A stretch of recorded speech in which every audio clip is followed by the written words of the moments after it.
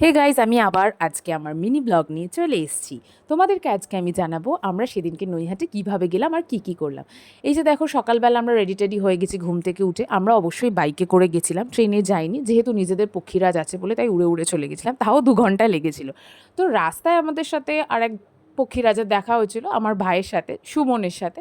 এই যে দেখো, দেখা হয়ে গেছে। তারপর আমরা বিটি রোড ধরে মোটামুটি গেছিলাম। তো আমরা 12টার মধ্যে মোটামুটি মন্দিরে পৌঁছে গেছিলাম। রাস্তায় অনেকগুলো ক্লিপ আমরা নিতে পারিনি, কারণ প্রচণ্ড জোরে বাইক চলছিল। আর তাড়াতাড়ি গেছিলাম কারণ ঠিক টাইমে বাড়িতেও ফিরতে হবে। অলমোস্ট আমরা নৈহাটি ঢুকে গেছি। এরপরে গিয়ে ওখানে আমরা কিছুক্ষণ মায়ের জন্য একটু ফল টল কিনছিলাম, মাকে দেবো বলে। তবে একটা কথা জানিয়ে রাখি, তোমরা যেখানে থাকো সেখান থেকে ফল কিনে নিয়ে যেও যদি মাকে ফল দিতে চাও, কারণ ওখানে প্রচুর দাম বেশি, প্রায় গলা কাটবে। যাই হোক, তারপর আমরা আস্তে ধীরে কেনাকাটি করে এগোচ্ছিলাম। রাস্তায় অনেক দোকানে মায়ের ফটো রাখা ফ্রেম দেখছিলাম, রাস্তায় বিক্রি হচ্ছিল। তারপর এখান থেকে আমরা ডালা টালা কিনে রেডি হলাম যাওয়ার জন্য মন্দিরের উদ্দেশ্যে।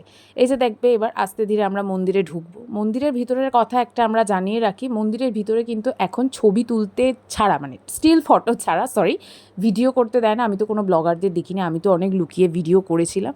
তো যাই হোক, মনস্কামনা বলে এলাম। এরপরে তোমরা সুন্দর একটা মায়ের ফটো দেখতে পাবে। এই দেখো, দেখিয়ে দিলাম মাকে, মনের কথা সমস্ত জানিয়ে এসেছিলাম। তারপর পুজো টুজো দিয়ে ওখান থেকে একটা ফল দিয়েছিল প্রসাদ হিসেবে। বাইরে গিয়ে কিছুক্ষণ দাঁড়িয়েছিলাম, প্রচণ্ড রোদ ছিল আর খালি পায়ে দাঁড়ানো যাচ্ছিলো। তারপর কয়েকটা স্টিল ফটো তুলেছিলাম মোটামুটি দেখতে, যেটা ভালো হয়েছে সেটাই দিয়েছি। তারপর বাড়ির উদ্দেশ্যে এগোচ্ছিলাম।